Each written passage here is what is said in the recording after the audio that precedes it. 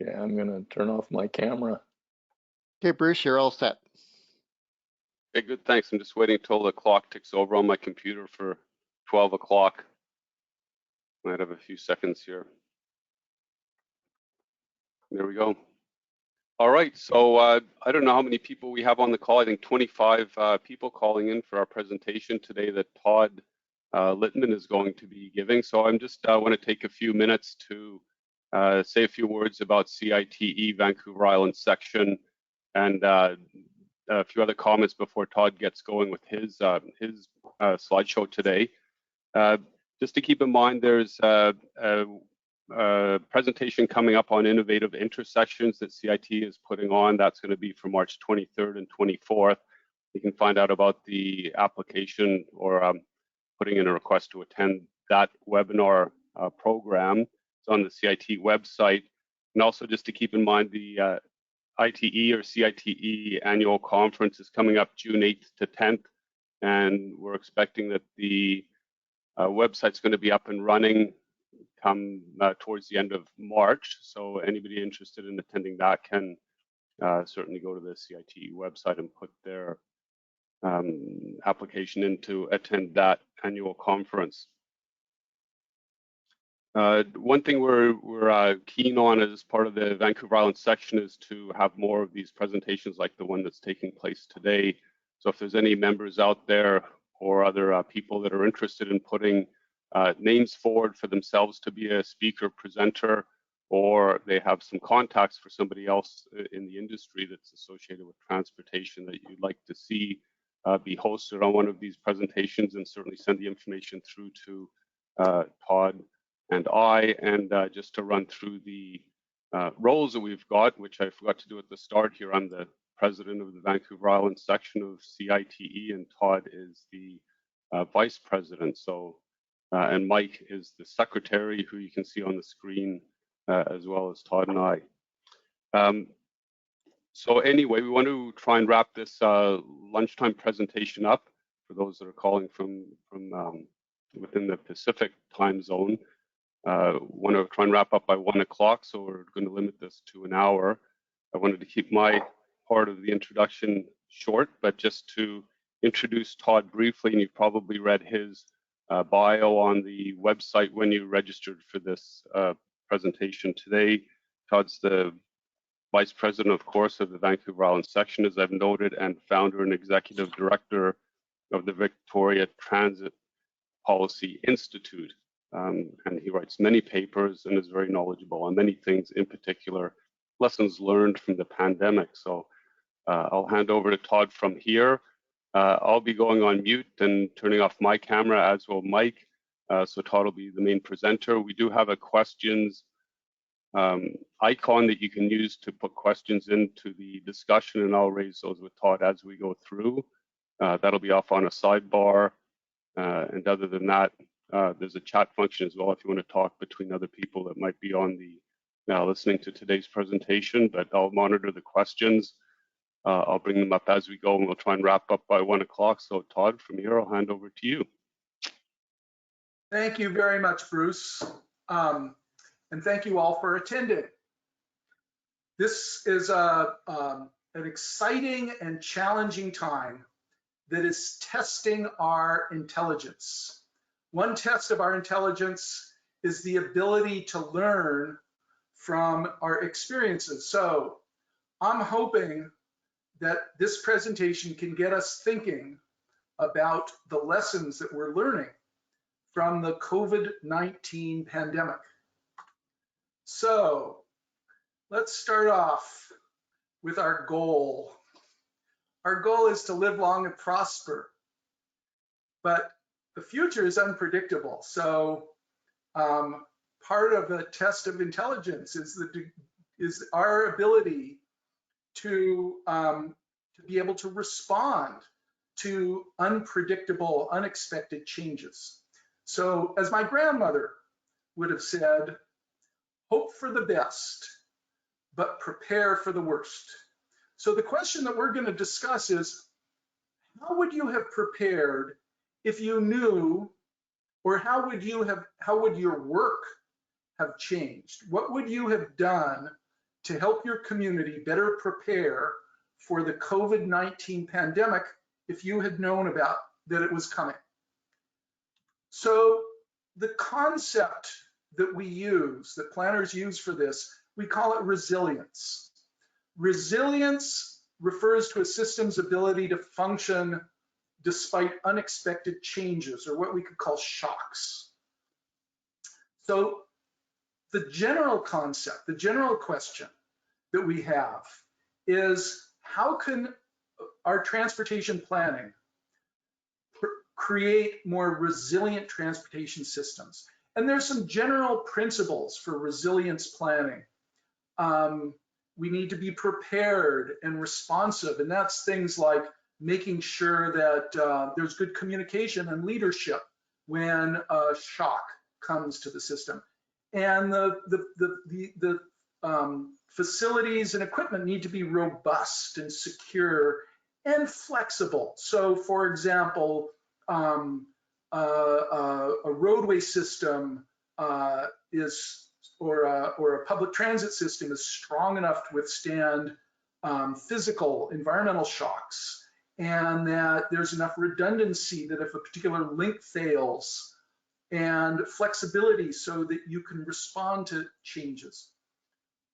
Another aspect of resilience is diversity. So we can be sure to respond to new demands, not putting all of our eggs in one basket, so to speak. And there's another interesting aspect that's really come out, that's really come to the fore with experience with the COVID-19 pandemic, and that is the importance of affordability and resource efficiency. That is, that our transportation system can continue functioning for people who may have less income, or if there's a constraint such as a shortage of fuel or something like that. So we'll explore this. I'm going to explore this. So let's start off with just a summary of some of the impacts that we know have occurred in the last during the last year. And this is a very quick review of these, and of course there's some of this research is just coming out, but to put it briefly, during the restrictions on travel and stay-at-home orders, that there was a period of greatly reduced travel overall, which did reduce traffic congestion and traffic accidents and air pollution.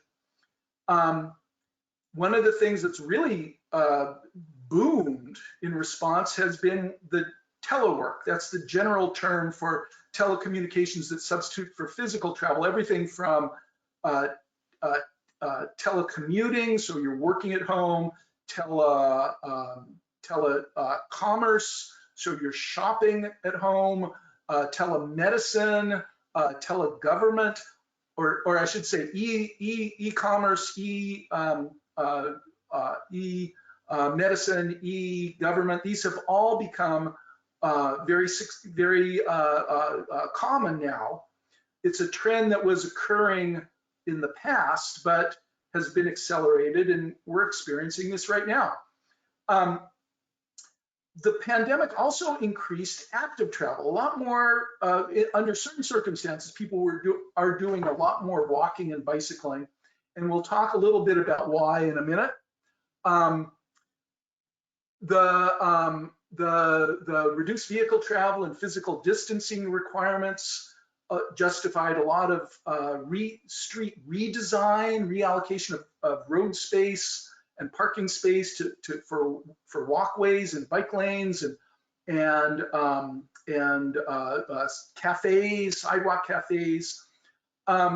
We also realized during this pandemic and other emergencies the importance of giving priority to emergency and service vehicles, freight and delivery vehicles. So there's been a lot of discussion in the last few years about the importance of things like curb management. So delivery vehicles and ride hailing and taxi vehicles can always find a parking space for loading and unloading where they need it.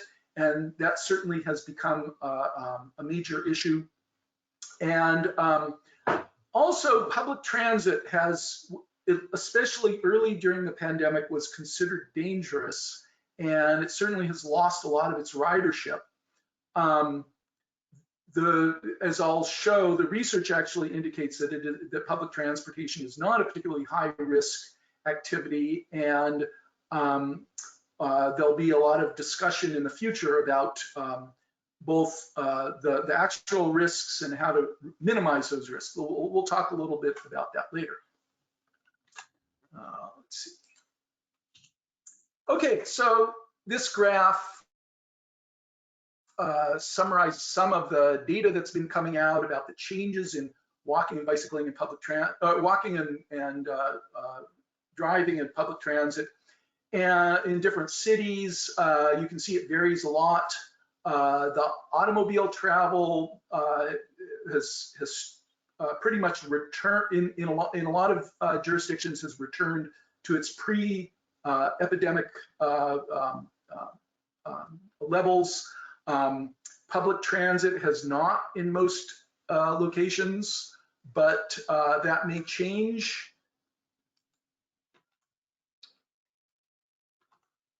Okay, so let's look at what the scientific evidence actually shows about these risks. And one way to look at these risks is to compare neighborhoods, geographic areas. The best data comes from New York, or the best early data.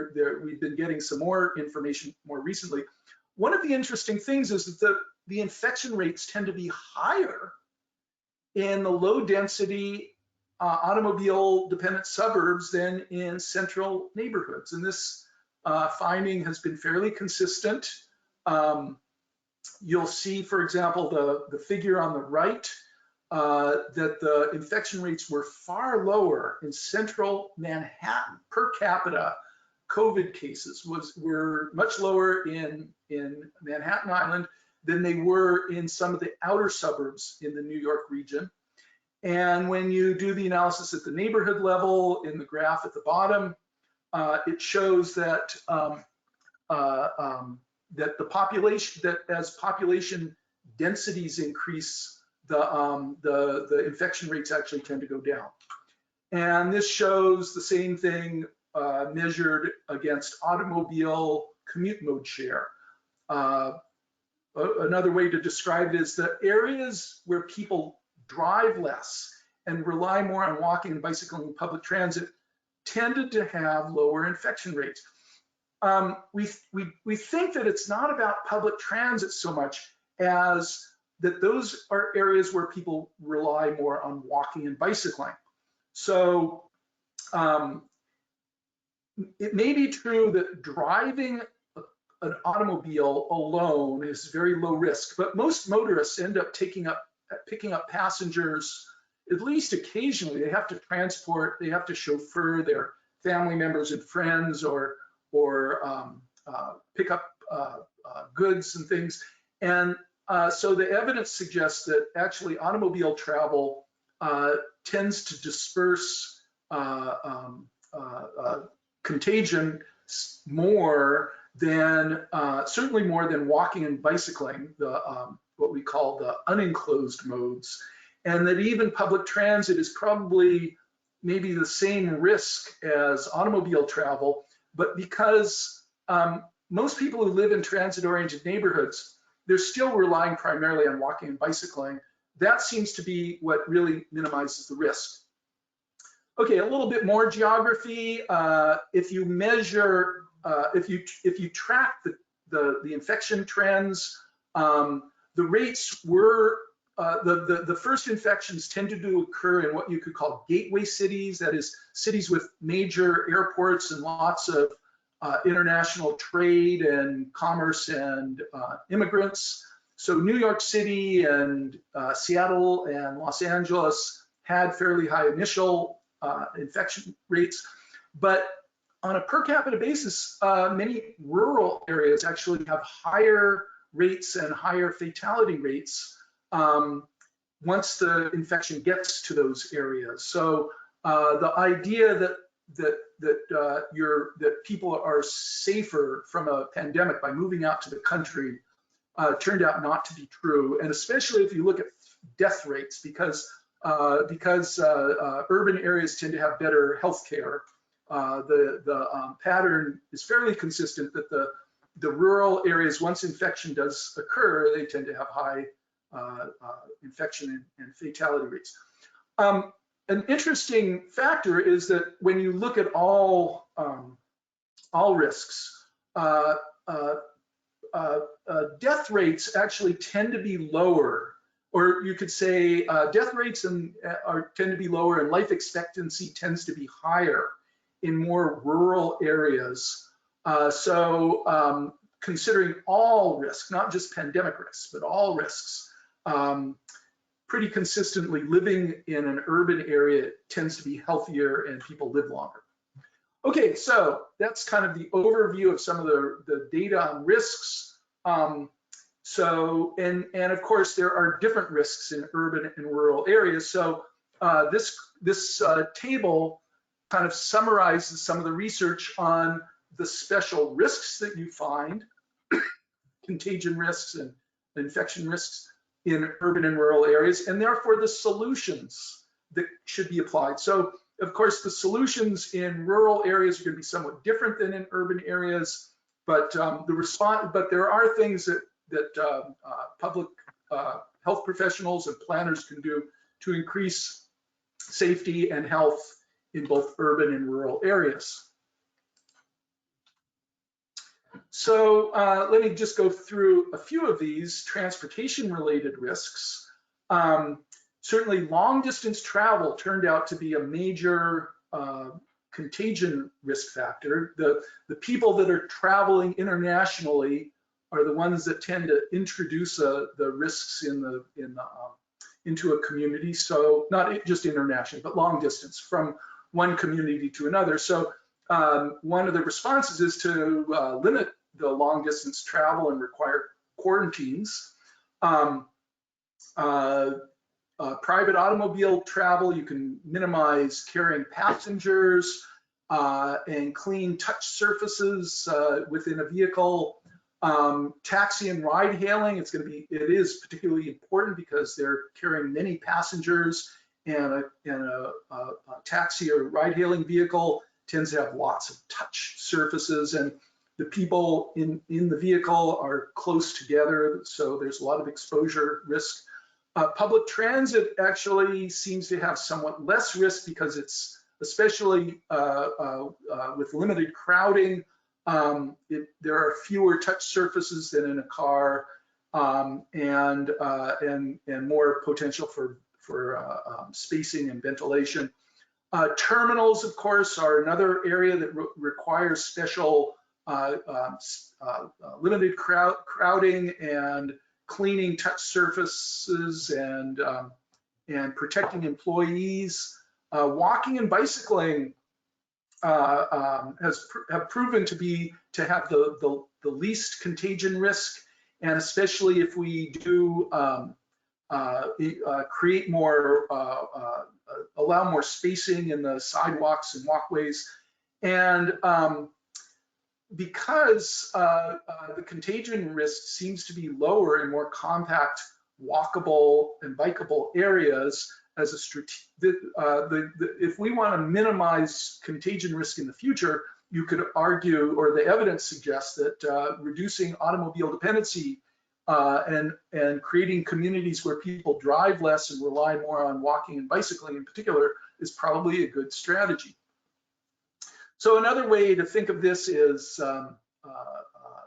valuing, part of resilience planning is valuing multimodal transportation planning so that there's a diverse transportation system that can serve diverse needs.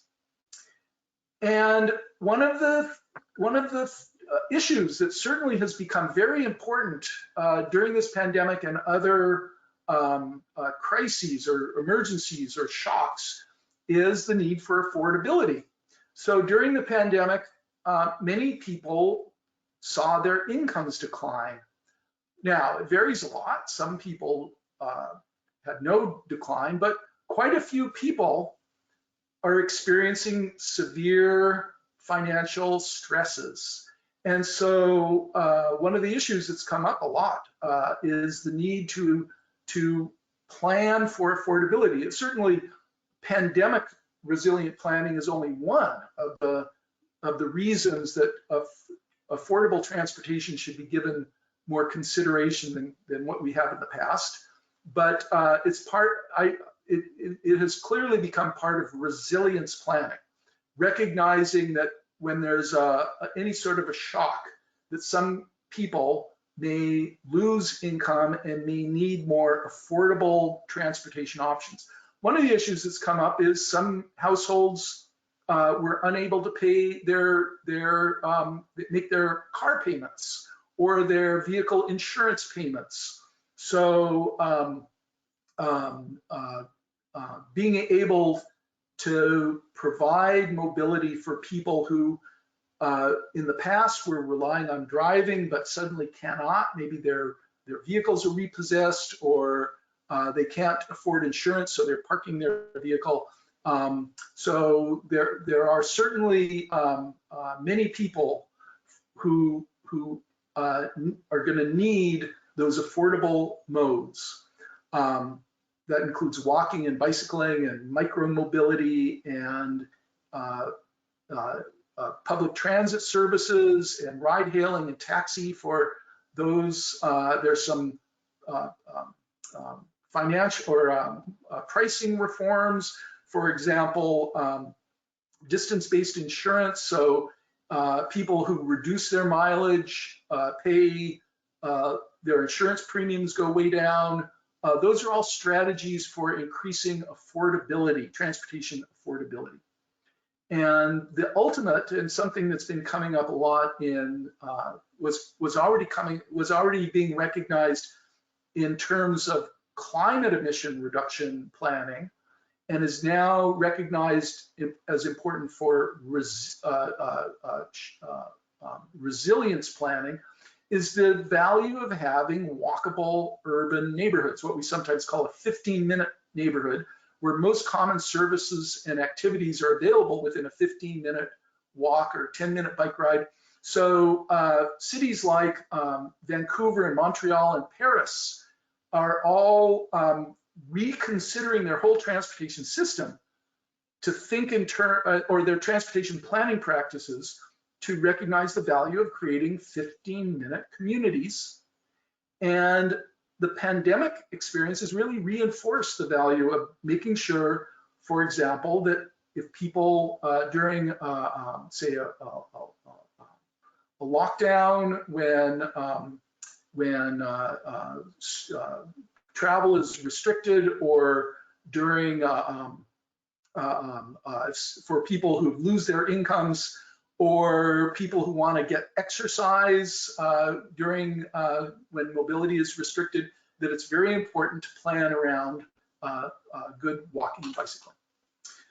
This figure illustrates this is one way to think of it, is various modes have different pandemic safety, that is minimize contagion risk, and affordability. And so you could see, for example, air travel is expensive and has pretty high contagion risk because you have a lot of people in a crowded space. And so it's going to be at the lower left, where walking and bicycling are relatively affordable and have minimum contagion risk. And so they're at the upper right. And single occupant vehicles are are pretty safe, but not terribly affordable. And automobile with a passenger is a little bit less safe, and taxi and ride hailing are in the middle, and a subway is probably relatively high risk, although the research is still coming out at exactly these risks.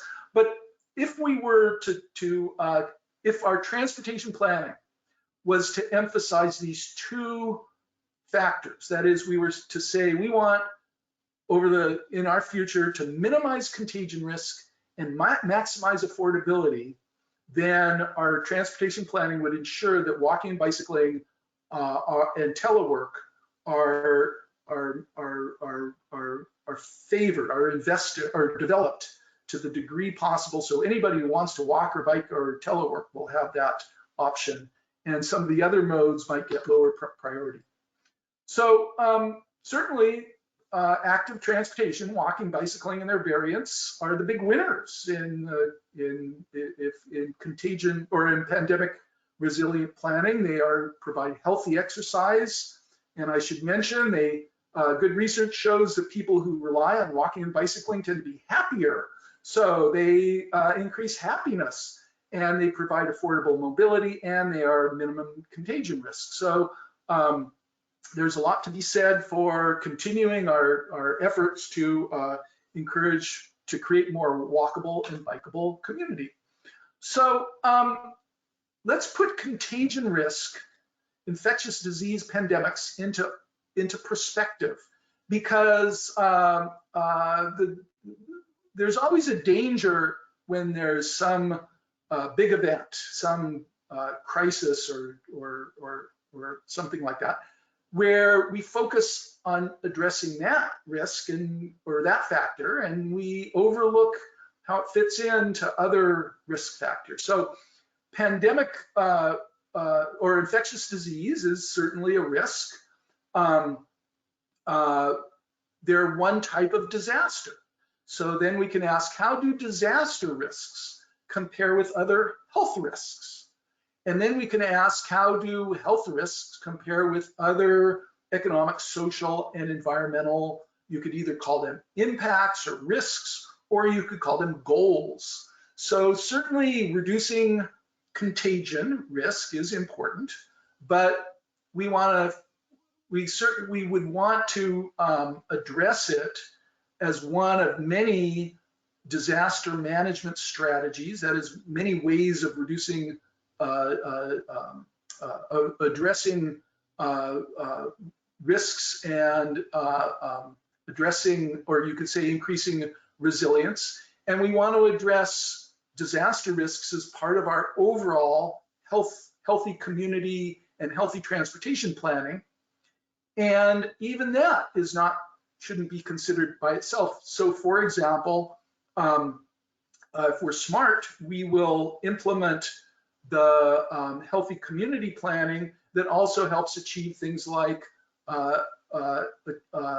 achieving social equity goals, fairness, and achieving climate emission reduction goals and local economic development goals. And so we would be searching for the win-win strategies that help achieve these many goals. So a term that we're hearing a lot is build back better. There certainly is a lot of attention to this here in Victoria and at the provincial level, and you'll hear that term popping up in many different places.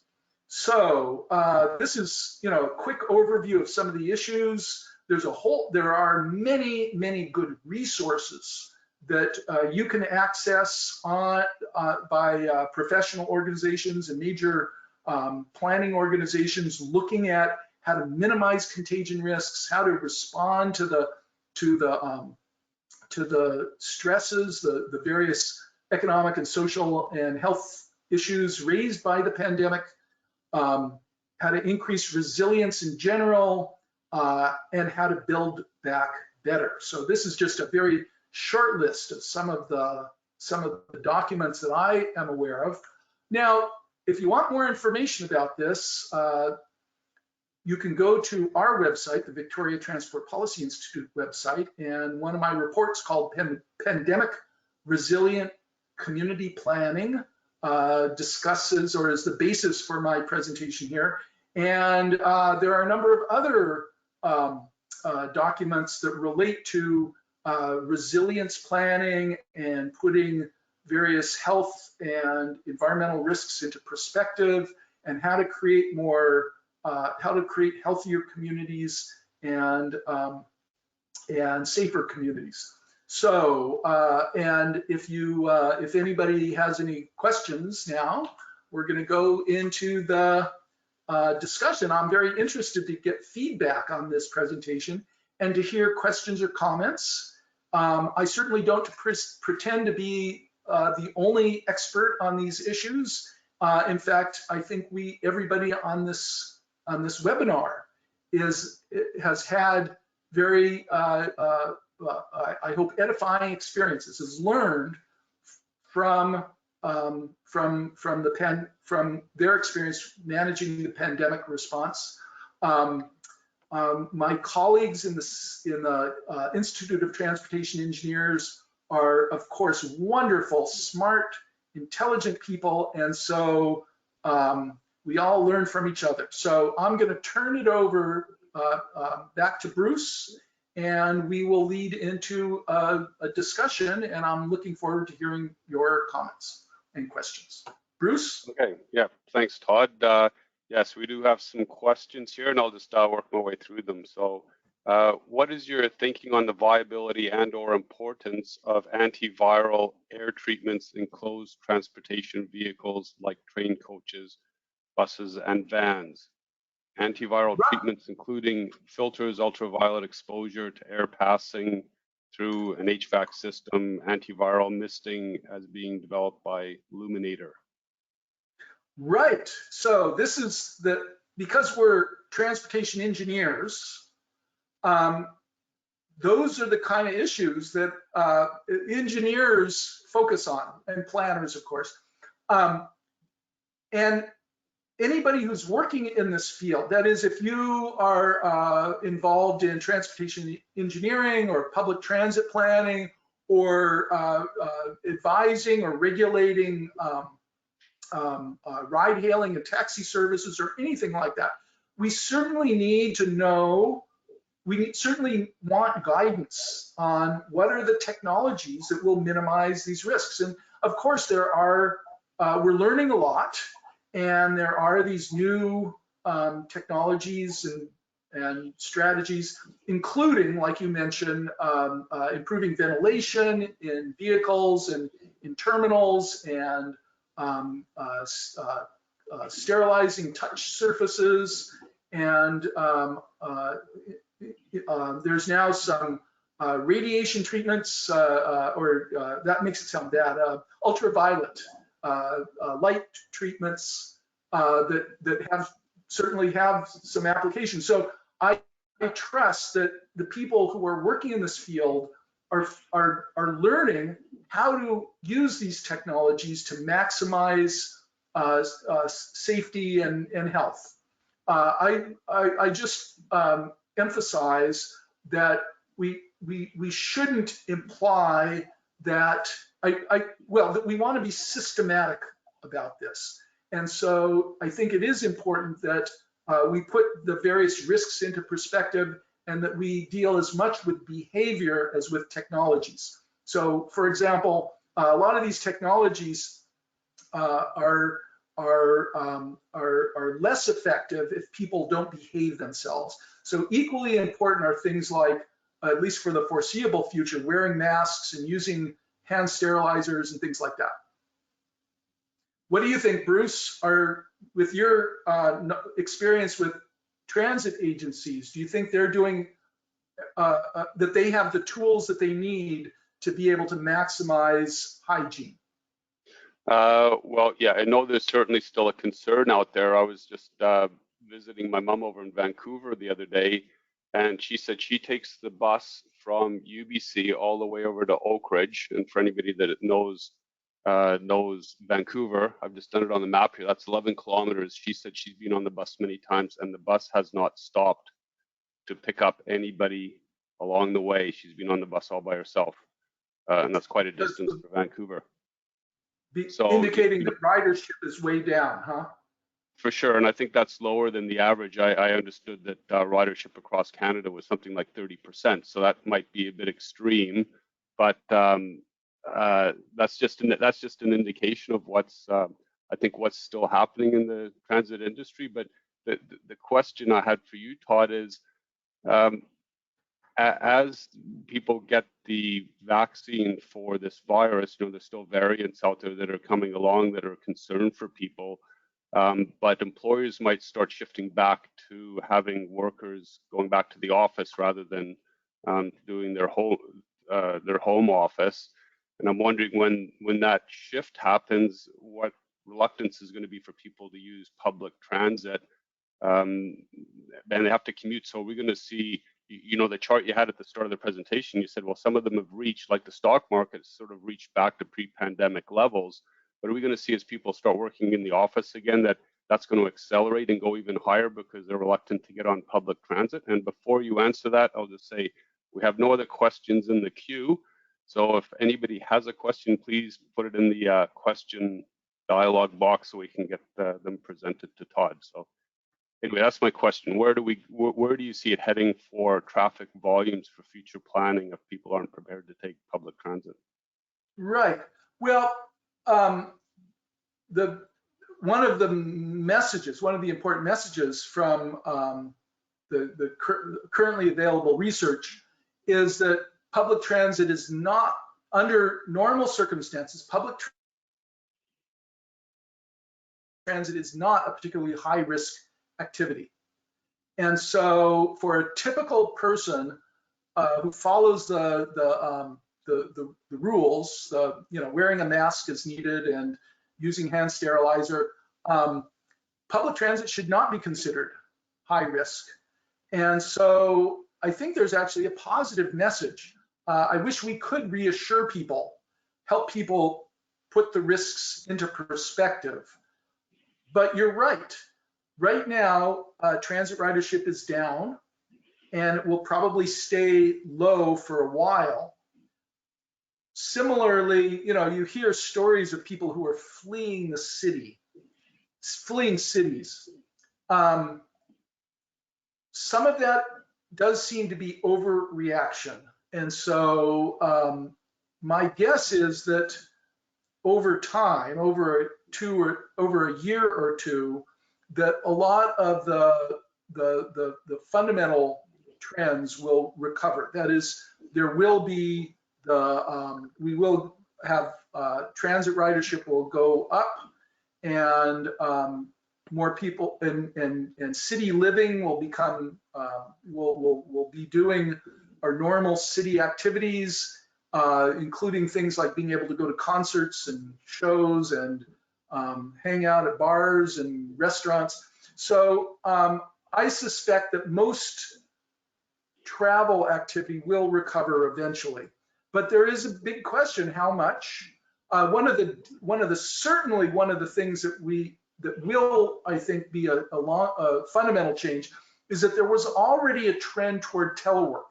That there were already increasing people were telecommuting and e-commerce and e-business and things like that, and webinars. And I think that those activities will continue to be will be much more common in the future. So I think that the change toward using telecommunications and delivery services as a substitute for physical travel and for driving, I think that will be a durable shift. But I suspect that many cities will, as part of their Build Back Better, will be somewhat more walkable and bikeable and have more sidewalk cafes and more traffic calm streets. I think that some of those will be durable, but it is difficult to predict how public transit will recover. Now, one of the discussions among public transit planners is the recognition that even if ridership is down, public transportation plays a very important role in a community.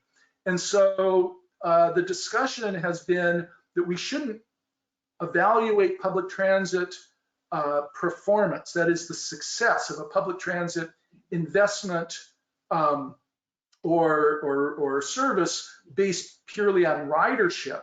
It should be based more on, does it provide basic essential services? Does it provide access to essential travel.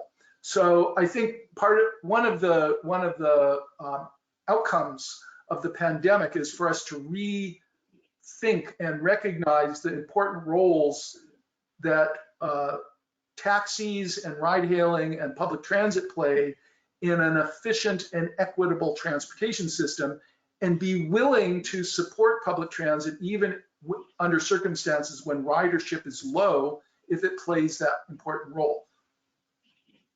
Sure. Okay. Yeah, I can certainly say the buses I see going up and down Foul Bay Road to and from the university are often empty or just a small handful of people in it. So I'm sure BC Transit have their hands full trying to figure out what their strategy should be. And maybe that'll be a future talk we can give. Stephen Garner is our IT administrator on this talk. And Stephen, I'm having some trouble expanding my screen to get the questions. I'm wondering if you're seeing any. Could you pop in and just voice them for Todd so he can respond? I can't expand that start at the moment. Sure. And Steve's down in Houston. So just in case you're wondering, he's Command Central. I'm in Cowichan Bay.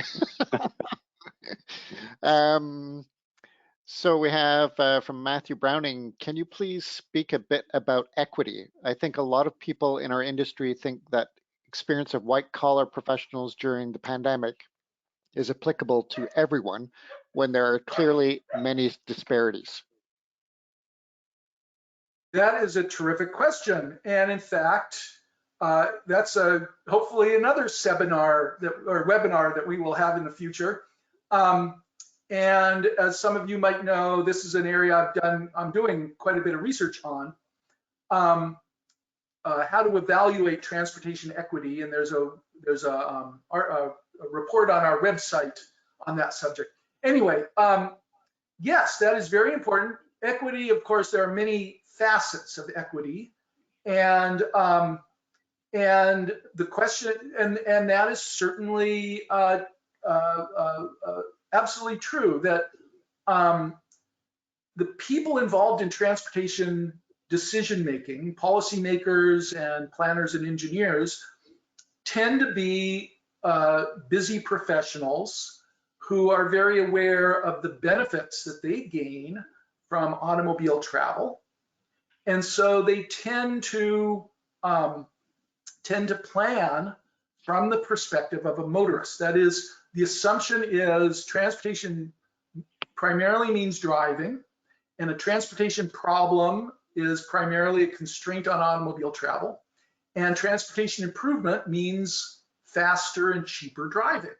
And that's been, if you look at the history for the last century or so, most of the resources, that is most transportation funding and transportation and road space planning has been oriented toward automobile travel. One of the challenge, one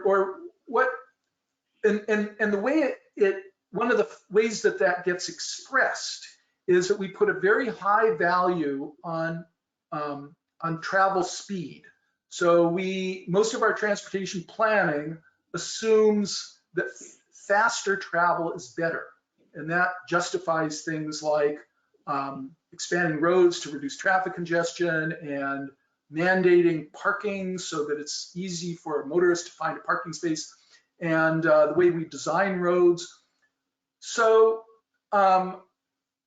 it just, by its nature, automobile travel is more expensive and for many people less usable. That is, for people who don't have a driver's license, they don't benefit directly from automobile travel. And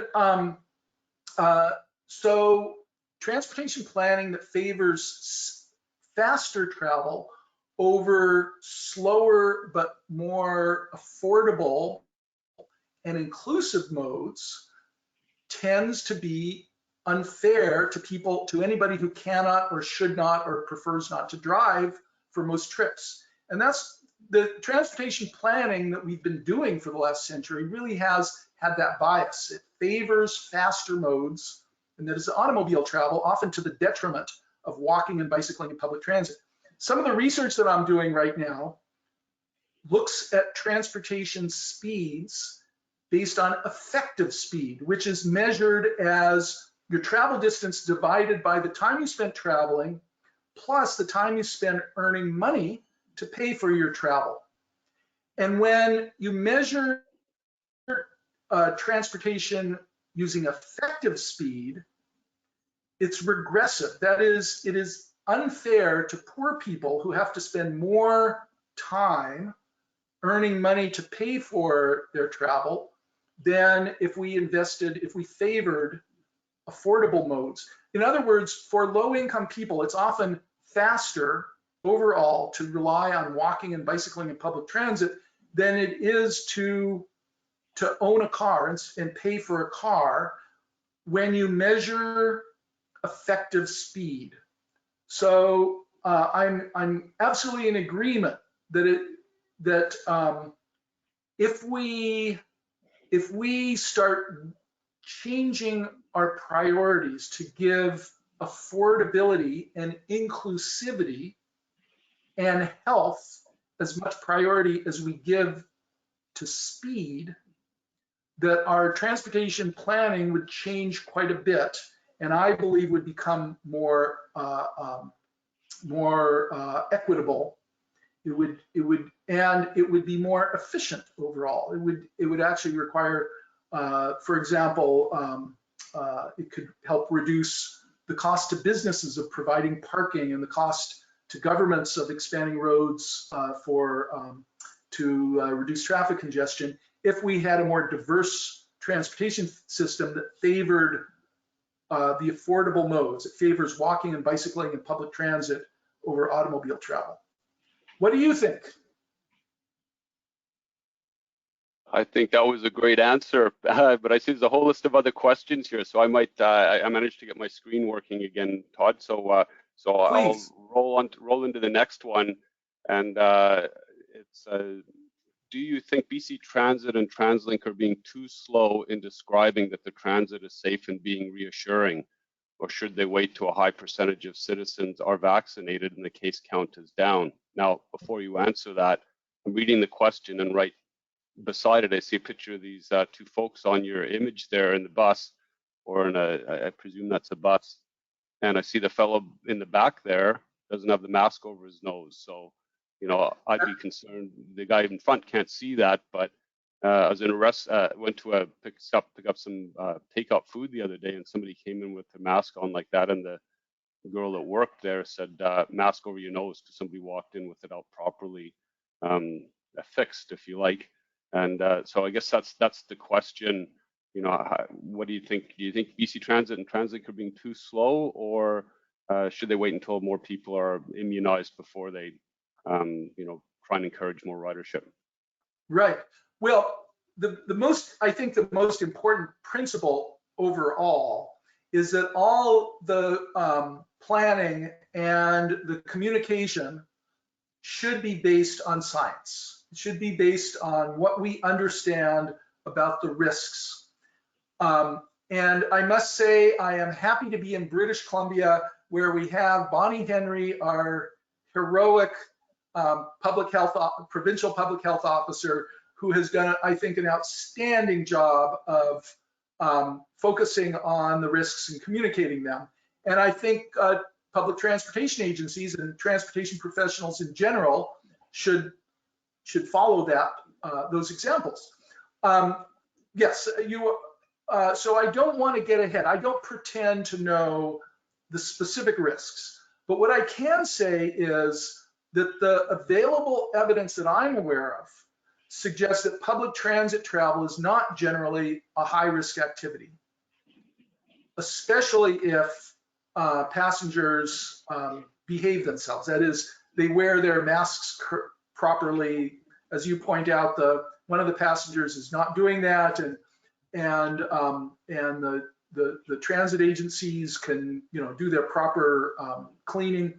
So I'm not going to jump ahead and say what they should do, but I will mention something that what I think is a very important what I've learned And that is, a few years ago, I worked on a study looking at the overall safety and health impacts of public transportation. And the research shows that public transit travel has an order of magnitude lower risk to the passengers, the people who travel by that mode. It's much, much safer to travel by public transportation than it is by driving. And the cities or communities that are more transit oriented have much lower per capita traffic casualty rates. So my research described in a couple reports, one called a new transportation or new traffic safety paradigm, suggests that public transit, improving public transit service, encouraging public transit ridership is overall a safety and health strategy. Now, the COVID pandemic has made a lot of people frightened of using public transit, and I think that's somewhat of an overreaction, but it will take a while to really know, to really be able to put this into perspective. So I'm not going to rush. I wouldn't encourage transit agencies to rush ahead and exaggerate and ignore the contagion risk. But I think, especially in the next few months, as the risks, the overall pandemic risks decline with the vaccine and overall decline, that it will be important for public transit and transportation professionals to highlight the overall safety and health benefits of public transportation. So people put contagion risk into perspective. That was one of the last tables that I showed, where it turns out pandemic risk is just one of many risks, and those risks are just one of many health factors. I want to put public transit into overall perspective and transportation into overall perspective as a health and safety in terms of their health and safety impacts. And when you do that, I think we will very quickly be able to justify pro-transit and pro-walking and pro-bicycling planning. Okay, great. We've got another question here. How should transportation business cases be updated to reflect health benefits of active transportation currently that they tend to focus solely on vehicle benefits? Right, so we need more comprehensive planning that accounts for, the term I use is the emerging transportation issues. So, you know, if you were a transportation planner in, say, 1960 or 1970, your training focused on highway or automobile-oriented planning, roadway planning, and you prioritized reducing traffic congestion and increasing travel speeds as your goal. In the last couple decades, we've had a number of new issues, emerging issues. So affordability, social equity, public health and safety, community livability, local economic development, pollution emission reductions and climate protection, and responding to the changing preferences. So there are many people many motorists who would prefer to drive less and rely more on walking and bicycling and public transit, provided they are convenient and comfortable and affordable. And so improving those modes tends to respond to those demands. These are emerging, and not to mention things like disaster management and parking management and transportation demand management. These are all emerging issues and emerging solutions. And so if you are a good transportation professional, you should be encouraging your clients or your agencies to incorporate these, to give equal consideration to things like affordability and inclusivity and climate emissions. You're not saying traffic congestion isn't a problem, but you're searching for the win-win solutions, the win-win congestion reduction solutions that also help achieve affordability and social equity and emission reduction strategies. And so by using that framework, you can ensure that we really are responding to these, you could call them new demands or new concerns or new goals.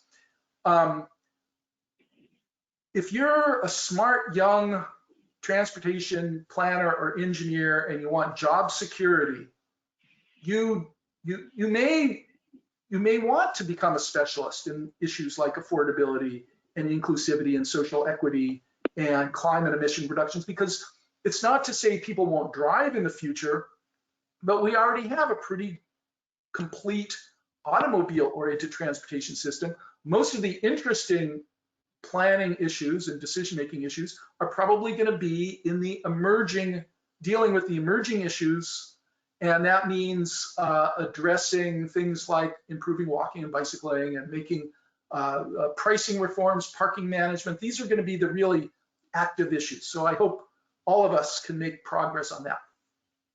All right, so I know we're at 5 to 1, so I'm going to sneak in one more quick question here, and you can give a quick answer, Todd. There has been an increase in active modes during the pandemic. Would you suspect this increase would stay after the pandemic? You've got 1 minute to respond. Right, so I think this is one of the exciting opportunities. I think there already was growing demand. There has been growing demand. I can show you surveys indicating that many people, when you ask people what transportation option they want more of, walking and bicycling tend to be at the top. Many people say, I would prefer to live in a more walkable neighborhood, or I would prefer to be able to bicycle commute. So that was already occurring even before the pandemic. The pandemic allowed many communities to, you could say, test some of the new walking and bicycling strategies. I think once people experience them, in many communities, we won't go back, at least not all the way. So I think I think the concept of build back better is really useful. It allows us to say, wait a second, there were already some good reasons to shift some of our resources away from highway building to improving walking and bicycling. This pandemic demonstrated the value. Just to put this into perspective, one of the studies I do looks at the portion of transportation funding that's invested in various modes. Here in British Columbia, about 12% of all trips are made by walking and bicycling. Yet walking and bicycling receives about walking and bicycling facilities receive less than 1% of Ministry of Transportation expenditures. There's a really good case on many bases, health, safety, social equity, to greatly increase our investments in active transportation and other affordable modes. I'm afraid I think I have to cut off now, but if anybody has any questions, I'm always happy to continue these discussions. We can do it by email, so if anybody has additional questions, feel free to email me at litman@vtpi.org. That's great. Thanks, Todd. So yeah, as you mentioned, there's if anybody wants to get in touch with Todd, you can always, as he's got on the screen there, Victoria Transport Policy Institute. You can find him on the web, of course, quite easily. We also have our website for the CITE Vancouver Island section. You can go into there, and Todd, I see that only your email is on there, not mine. So if there's any questions, you'll get them, unless Steve updates that and gets my email address on there as well. And I just want to say thanks for everybody for attending. We had over 50 people call in today, so that's great. And if you enjoyed it, then you've got the privilege of having the opportunity to relive the experience and going on to the CITE web channel, YouTube site, and you can replay the presentation if you're interested. So with that, I think it's a wrap. Thanks, Todd, for the presentation today. I think that was very informative, and it was great to see that we had some questions to carry us through for the whole hour. Again, if anybody has any ideas for people you'd like to present, I think BC Transit and MOTI came up with some possibilities for today, and we might pursue that. But if there's any other talkers or presenters anybody's interested in, please drop us a line and we'll see what we can do to get something organized. And until then, I think we might wrap up 1 minute early and wish everybody a good day, and thanks for attending. Thank you, Bruce. Thank you, Steve. Thank you, Mike. And thank you to the whole audience.